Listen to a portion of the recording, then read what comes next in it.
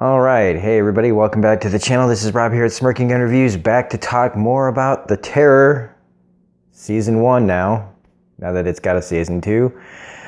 So Season 1, Episode 7, Hungry from Supper, or Horrible from Supper, sorry.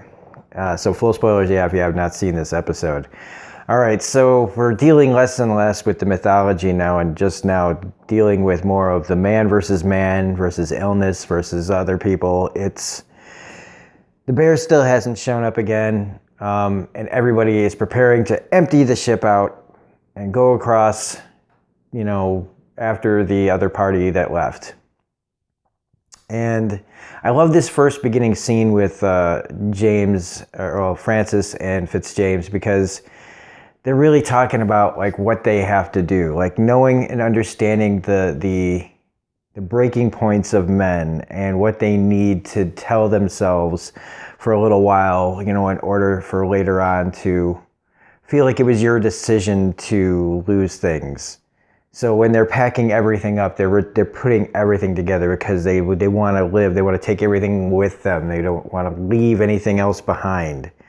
And while Fitzjames kind of says, this is pretty stupid what we're letting them do, it's just going to make things harder. And but Crozier puts it in ways that they've already lost so much that when they start to lose all the stuff that they brought with them, it has to feel like their choice. You know what I mean? It has to be their choice to lose it and not be forced to keep letting things go, because in order for them to survive this struggle, they have to have some sort of hope. They have to feel like they're in control of something, even though there's no control here. It's just chaos. It's just random. And anybody could die of anything now. And since they still they haven't told everybody about the illness that's coming, that's spreading, and from what, this is just going to be more problems. And this episode starts to really dig into that, and with the mutiny from Hickey that's already beginning.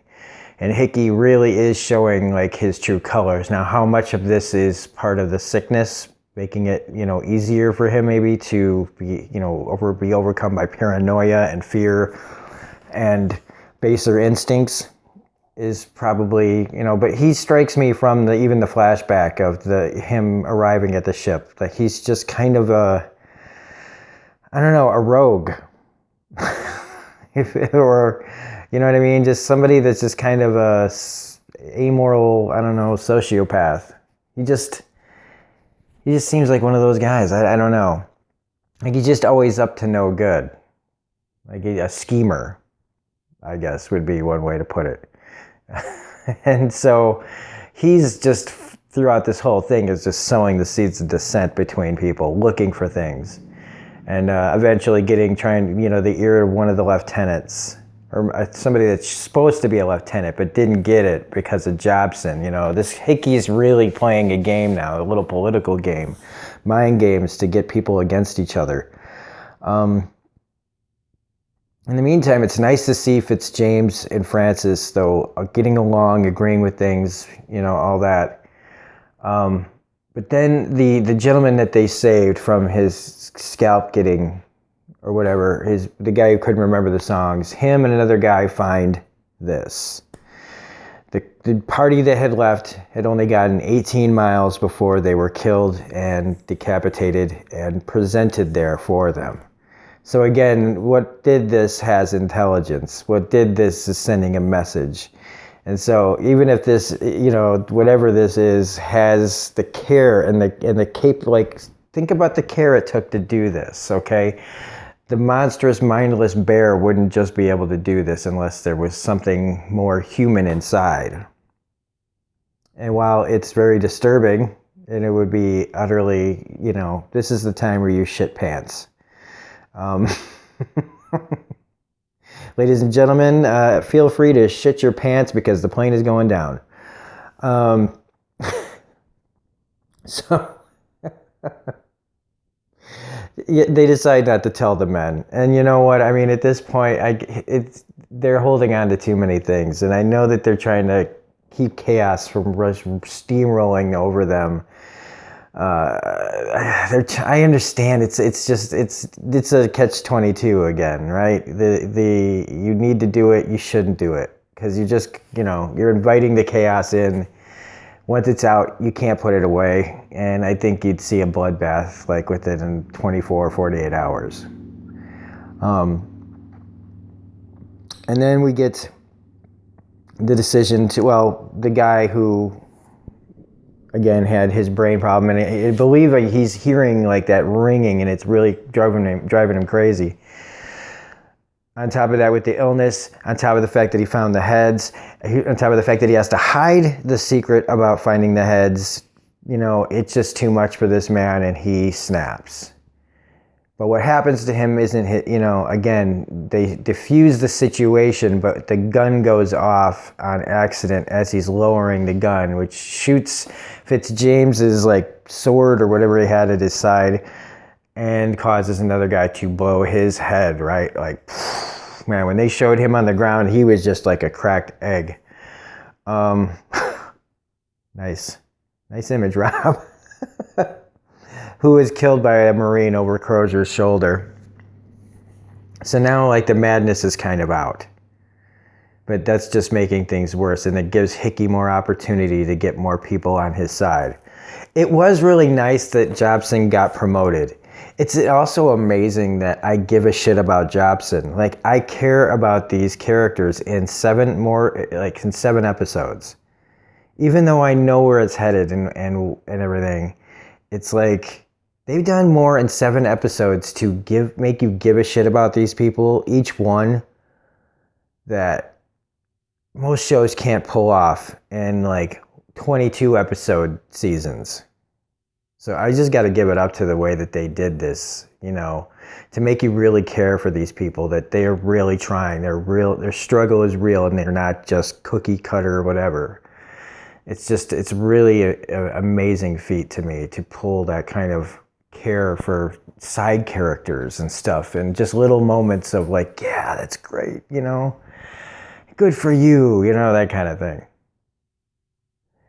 Then they go out for hunting parties to start trying to find game, because now that they know that the meat is tainted, and again, drawing more questions, they're sending people out in different directions to look for game. And Hickey, his crew, as soon as I knew, as soon as that guy paired off with Hickey and another guy, I was well, this is going to end badly. This is going to end badly, because now he's going to be able to separate and just say, oh, and this is a little convenient to the plot, but they stumble across a group of Inuit, people. And so now Hickey's got his alibi. Hickey's got his way through. Or at least what he thinks is. When he'll have to explain what happened, he'll just blame it on the Eskimos. And they're out there, so they'll know which way to go to find them. Now, what happens after the fact, once they find them, or if that's even how this goes, is yet to be determined. But like I said, I haven't even said what happens. If you've watched it, hopefully you've watched it by now. The lieutenant goes down there to talk to the Inuits. They give him some food. He shows them the spyglass. It's a nice little meeting, and he feels like, oh my God, we found hope. We found people that know how to find food, that kind of thing. So he's running on the way back to find Hickey, because he's not standing on the ridge anymore with the other guy. And surprise, surprise, that death look he gave the guy right before they cut away. Yeah, he's over there stabbing.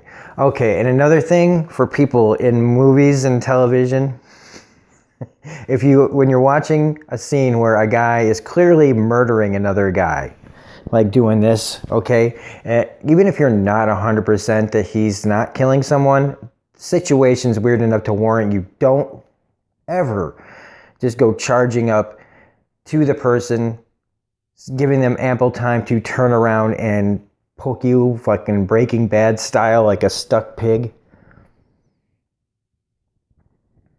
Really, I just is don't go near that motherfucker.